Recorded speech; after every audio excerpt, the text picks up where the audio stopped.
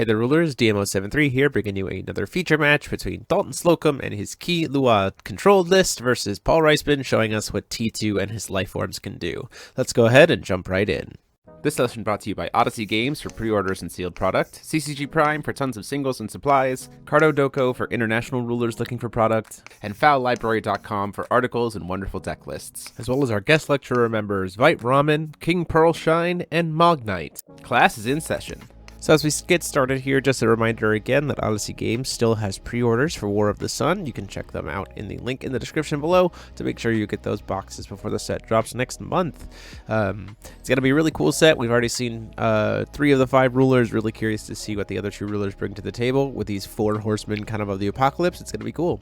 So Daltin is playing a Killua control, which is not playing Gas combo. It's not playing Allosaurus. It's kind of using the counters to provide just generic card advantage, and then kind of finding its chip damage, burst damage where it can. Also using one of Dalton's favorite cards, which is Magic Zone Research Institute. And Paul is on the right playing Metal Lifeforms with T2. The idea there being that you play this kind of little bit of a grind game, but sometimes just burst out really quickly, getting to the contract, and then usually the turn that you contract, you kill them because of the access to the recovery a Moonchild to swing with T2 and then recover it and then swing again. So we'll have to be curious to see how these 2 decks kind of fare off. One advantage that Daltin has is certainly that he has access to Divine Lightning. Divine Lightning being able to just say, well, in response to your Metamorphosis, since you chose the mode to contract, we just will make it so your ruler can't contract this turn. So Paul has to be really careful about that. Going into turn 1, we see a Chaos Moon. I'm going to go ahead and ship that to the bottom of the deck. And not unexpected from a control deck, we're just going to see a pass. See, I think we already saw a Lorite and a Pharaoh's spell in there. Paul going ahead and using Mysterious Messenger after draw just to get that God's Art to go ahead and grab a rare metal just to put another card into his hand. It's kind of one of those things where Mysterious Messenger as well as X, you know, for Black Cat, kind of want to just use their God's Arts right off the cuff. Main reason being that later in the game they just don't do nearly as much, so it's just not as helpful. Paul accidentally whipping a second stone off there off the top. Don't worry, we put it right back on top. And then probably going to see a pass from Paul as well, especially since he has that rare metal. Rare metal could be pitched during Dalton's end step to get it out of the game and find him, you know, a metal gun solid, metal shield solid if he's playing them. We'll have to see when he does his first search whether or not he's actually playing one. We do see a no bite, no fight come down here to draw some cards. It's essentially going to get him to draw 2 cards for 1 quick cast, you know, a little Pot of Greed action. We do see an Adoraktia's Memoria come down here, nice little 4-color stone, and then another ship pass. At the end of the turn, we're going to see, oh, not rare metal, we're going to see Gatekeeper of Velsivaria. This is a very interesting tech here to help really fuel getting your metal lifeforms to the RFG quickly, because you can just remove as many cards as you want from your hand and replace them immediately. So any metal lifeforms that you don't want or that don't match the ones or that are different than the ones that you already have outside the game, you can just quickly set that up. Lorite coming down to stop that, not completely unexpected, but still, you know, good for Paul to at least put a body on board. We do see shipping the ancient weapon fragment from the 4C there. That's a little bit of an interesting decision. I feel like I would look for that. Paul sitting on a handful of responses as well as 2 contracts, which is helpful. Looks like at least 2 Pharaoh spells, a couple Metamorphosis, and some rare metals, and another Guardian of Velsivaria, which is nice. And down comes that says, look, you're trying to ramp with a Phantasmal Ascendant. Not going to happen. We're going to throw down one of those Pharaoh spells and get that stopped.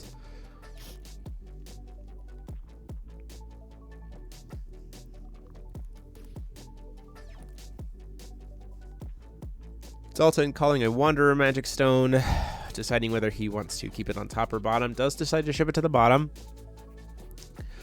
And then we are going to see Dalton's favorite card come down here, which is Magic Zone Research Institute. I mean, this is pretty good for like any control deck just in general, because it makes things like Lorites suddenly absolutely huge, right?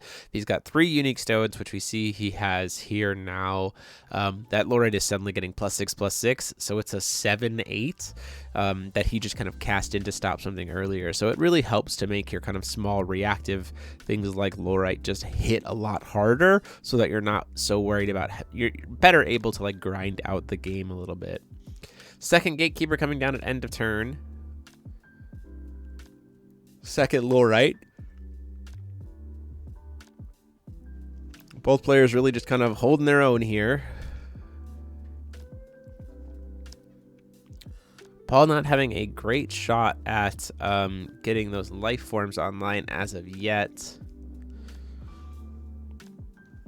Since we saw those gatekeepers really just whiff a little bit. There is something to be said about maybe in this instance playing a rare metal and then playing the other one, or playing a mermaid and then playing rare metal to also draw a card off of T2, have an 11/11 with barrier, bottom deck the ancient, bottom deck the institute, get that off board. There's some value that can be had from that playline potentially. Even getting metal lifeforms on board is good for T2, because if they die, they go to graveyard, and then you can still use them for contract later. So metal lifeform mermaid is going to come down here. Daltin probably not having another Lorite at this point. He'd had 3 of the 4 if he had another one in hand right now. This is just really good to be able to bottom deck that institute since it can hit there.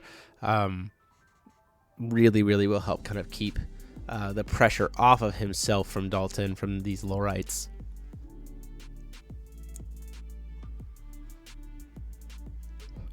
In response, Paul we're going to see using one of the Moon Children to remove his graveyard from the game, which honestly kind of helps Paul a little bit because it suddenly makes his Guardians of Velsivaria have stats, but in terms of attack, but doesn't really do too much beyond that since it was just the one card. Does successfully get bottom decked. Like I said, there is a world where maybe you pop coin there. The biggest problem is the Darkness Moonchild is present, so Darkness Moonchild wouldn't really make sense to, you know, he could just, in response to you trying to attach the rare metal, just to do Darkness Moonchild to shoot the mermaid, and so then you'd lose 2 cards off of it, and you wouldn't even get the draw from T2, which isn't great. We have Wind Chaser Dinosaur coming in here. It is going to remove a nice counter to give essentially itself flying until end of turn. But it does not do much beyond that, other than also just drawing a card.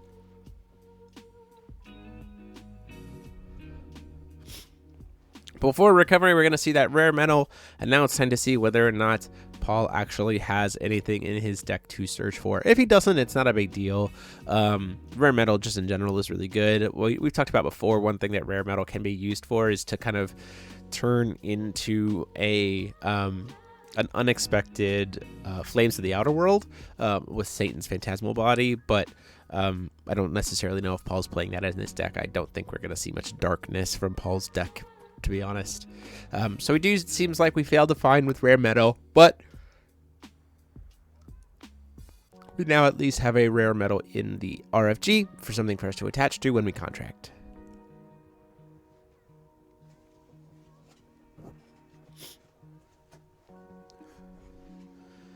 Before recovery, we're going to see an Angelic Battle Barrier come down from Daltin. This is a strategy that's been kind of debated a lot. T2, against T2, it's probably pretty good because it means he's not going to be able to contract. I will say, though, for Paul, he has a lot of quick cast options. And so being able to just say, well, okay, well, I'll just call Stone Pass isn't necessarily the worst thing to happen to him in this situation.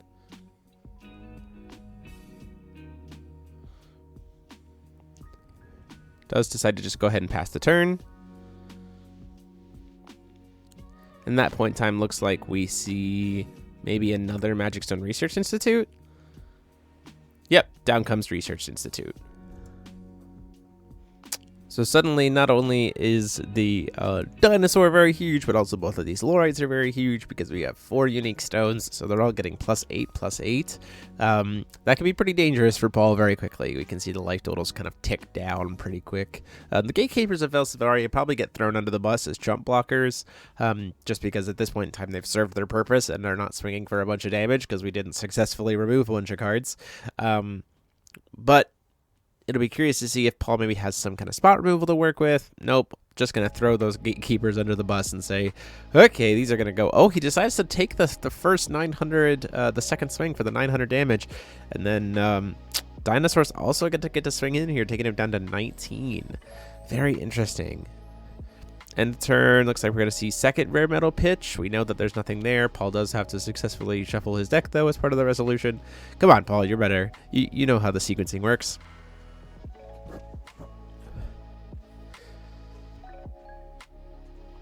Draws for turn. Looks like we might see maybe something before recovery here, which is a little bit risky, considering we have white Light Child available. Might just kind of spend our whole turn, and we don't really have much in the way of being able to defend ourselves here. We do see a Metal Helix. Question becomes if there is a fairer spell on the part of Daltin. If this Metal Helix resolves, we're in a really good spot because we can remove two blue-red cards and get both of these Lorites off the field. So that's, and put a bunch of damage on the dinosaur. So it's very likely that we might see just a full kind of board reset, which might be in Paul's favor. There's a dragon. Probably going to be maybe Ancient Weapon Fragment at this point, just to, yeah, help refill the hand. So Ancient Weapon Fragment also getting RFG'd. So we're going to do 1,000 damage to the board and draw 2 cards off of this Metal Helix.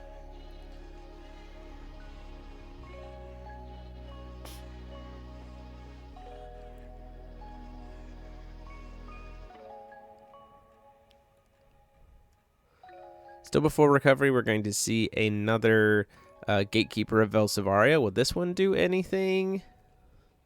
It's a big question.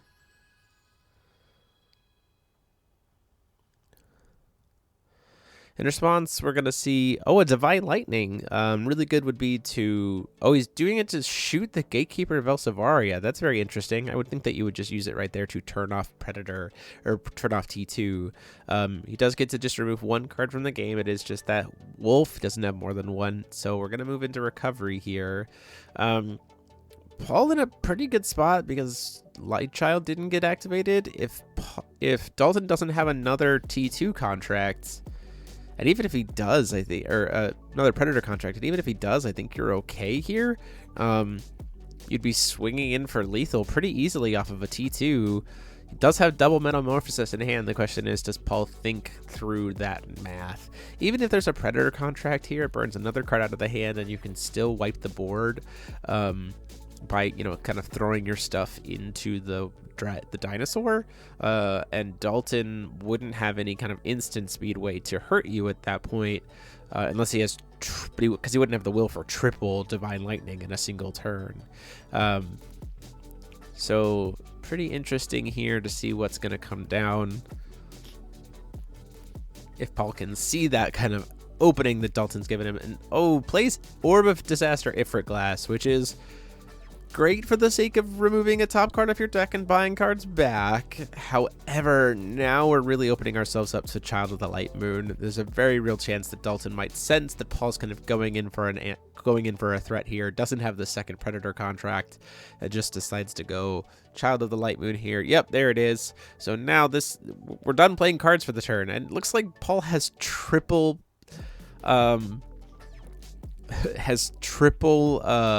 Metamorphosis in his hand. So yeah, that's really unfortunate. We're gonna try to go in with the Guardian of Vizjerei now that it's pumped up, to try to crash and trade in with the dinosaur. This is not too bad. If he does decide to use the Child of the Darkness Moon here, we can just also throw the Mermaid under the bus, which is pretty good.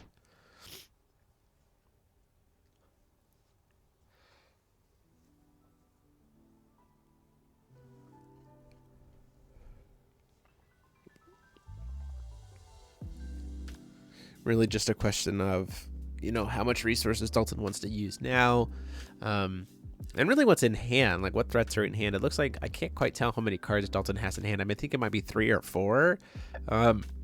Still has a lot of ice counters on Killua to be able to remove.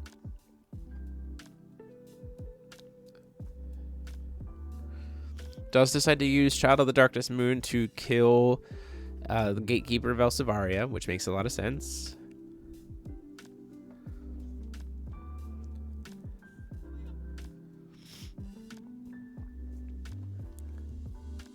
And we do see a block, and then we do see the mermaid kind of crash in just to clear the board here.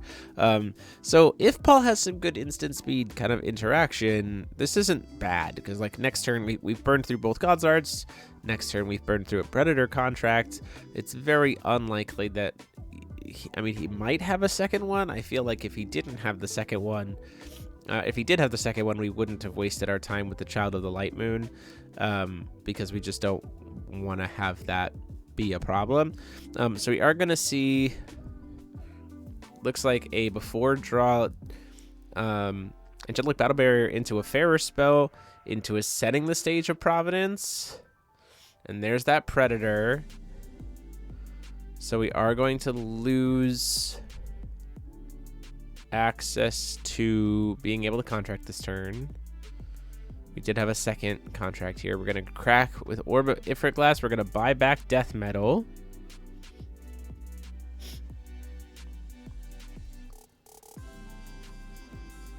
Calling Stone. Sees a rare metal off the top. That really doesn't help us here very much.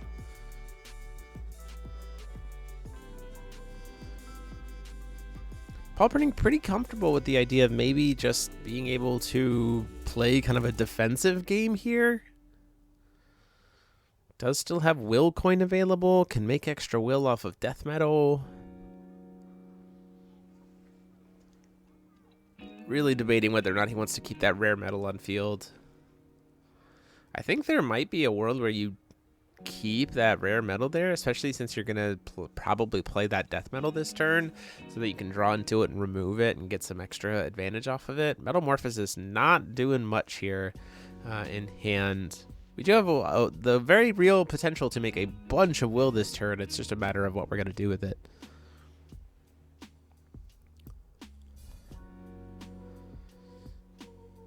Do see a Metamorphosis come down here for the mode to remove the top 3 cards of your deck and make it castable. We see double rare metal. Oh my gosh, that's really unfortunate. Double rare metal and the Gatekeeper. Like, we could have played... This is really unfortunate because we could have played the death metal. Doesn't even choose to play the Gatekeeper of Vizjerei, loses the ability to play it. That's a little bit of a misplay there. That sequencing, I think, was knowing that there's a death metal on top of there. There was no reason to not just play death metal, sea of death metal, draw 2. You'd see that you hit 2 rare metals. You can remove them both. Keep your hand filled, produce another red blue, do Metamorphosis, draw into the Gatekeeper, cast the Gatekeeper. Like, you could have really strung that together just a little bit more. Looks like we're going to see a little bit more pressure here from Paul, though. We see a in main phase Melfi into just a hard cast Permafrost monster. Paul deciding to try to do Setting the Stage of Providence just to try to draw into something.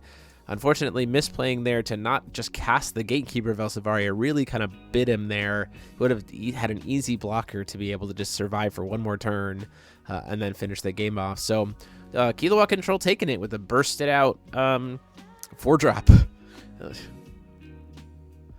Going into game 2 here.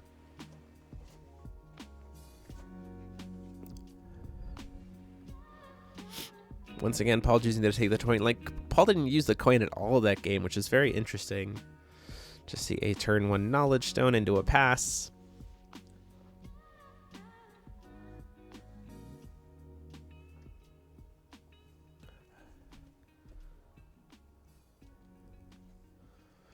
Do see that search out of the rare metal with Messenger.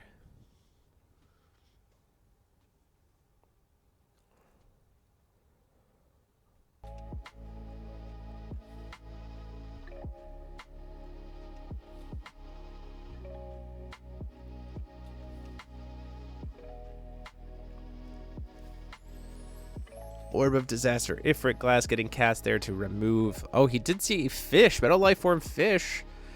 Does see that off the top, which is nice.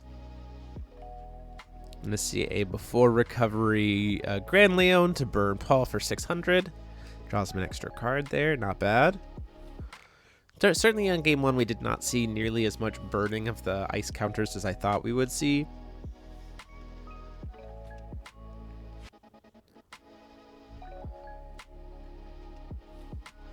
Hitting the Magic Stone of Knowledge is not nearly as much of a problem, considering we can filter it into black with Darkness Moonchild. Imagine there's a very real chance that happens here. We know that Paul's not running a lot of things like generic cancels, so non-quick cast stuff is most likely going to resolve, which is, again, hence comes down Dalton's favorite card, Magic Stone Research Institute. See a fresh stone come into play, hit Mysterious or Stone of the Chaos Moon. And because we lost an ice counter in the recovery phase, we can actually just throw down this Permafrost monster. He costs 3. Yeah, he's a 12-4 with swiftness, but we have 2 things. So he's actually a 16-8 swinging in here. Moving into combat, though, it does look like we're going to have something from Paul. Though, finally using the coin, we see a Metal Helix. If we remove those same 2 cards we saw last time of Hawk or Dragon and Ancient Weapon Fragment, we'll be able to draw 2 cards and kill this off the board and keep ourselves alive.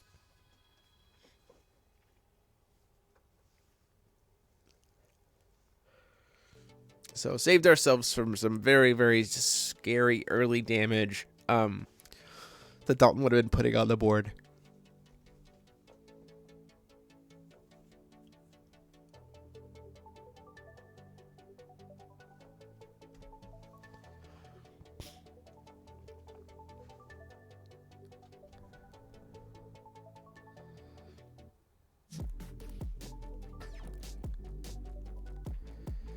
Hitting that next stone up to 2.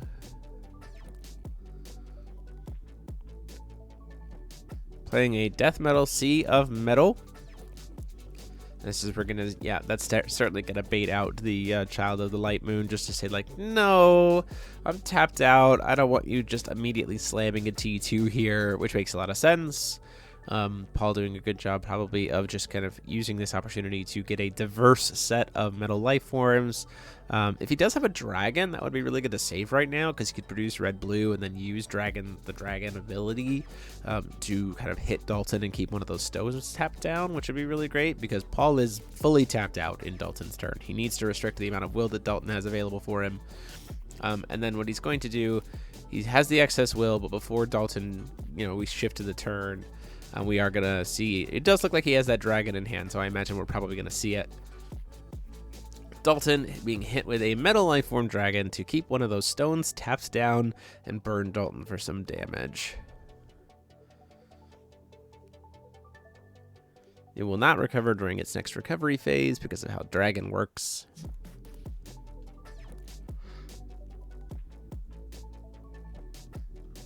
And so there's actually a point here where this is, pretty helpful. If Dalton decides to try to pressure in Paul with only 2 will, it's very unlikely that he'll have enough damage to be able to make it happen, unless of course he chains Melfi's, but even then the Melfi's won't have swiftness, so it's a little tricky here. And if Paul can survive, it'll probably tap Dalton out, unless, if Dalton tries to be aggressive and fails, it'll certainly tap him out, at which point in time Paul might be able to just crack back for lethal with how quickly we've gotten these metal life forms RFG'd. Right, Rushing Dinosaur coming down, swings in for 1,000 and pings him for 2, takes him down to 24. And here's what I said about that.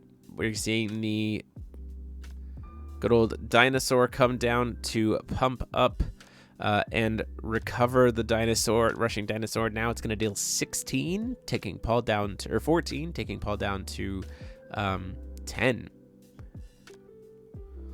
Oh, sorry, no, it was, 12. And then another 6. So yeah, Paul should be at 8.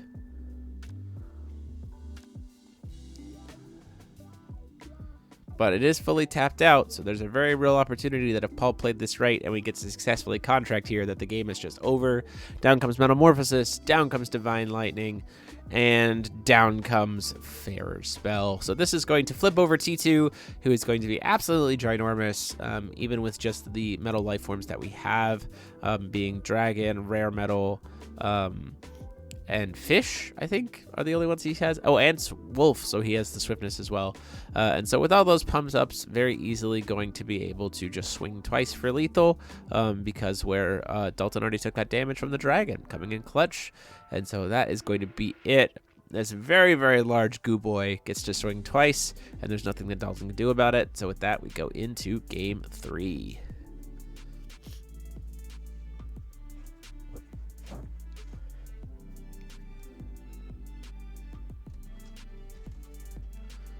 Daltin once again choosing to let Paul have the coin. Very interesting.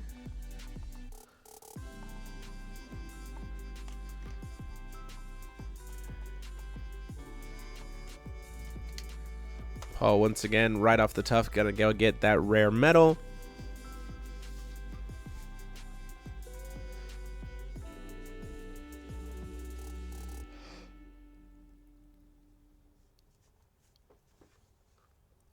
And being very aggressive with this Gatekeeper of Elsevaria, I do not think I agree with this choice.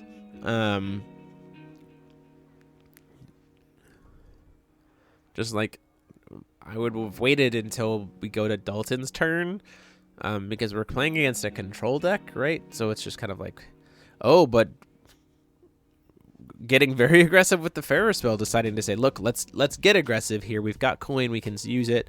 Gatekeeper of Elsevaria, gonna get us 2 other cards. We see Rare Metal and Fish, and then we play an Ifrit Glass and hit Hawk. Another Ifrit Glass hit Dragon. Wow, really, really high rolled here for Paul. With that fair spell sequence for that Guardian of Elsevaria, like already threatening turn 2, like T2 lethal, if we don't have access to Predator Contract.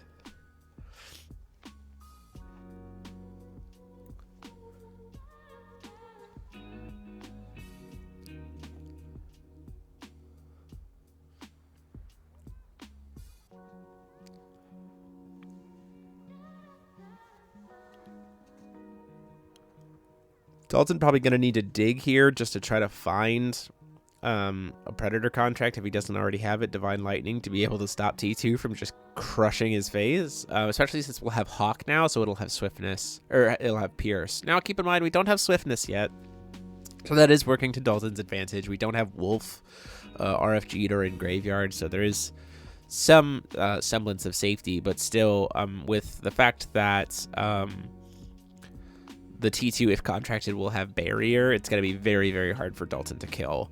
We do see Magic Stone Research Institute with the Will from Melfi, and then just kind of a pass. Messenger 4C here. I don't think you're really threatened to go for contract here. In fact, I'd probably just say Daltin is more pressured, so taking your time, getting to being able to have more will, maybe finding a way to mess or bait out his Child of the Light Moon would be possible. We do see the Metamorphosis slammed into a Divine Lightning though, which I don't really think is necessarily that great. This could be a big risky play, tapping ourselves out. All we have is Gatekeeper of Elsevaria.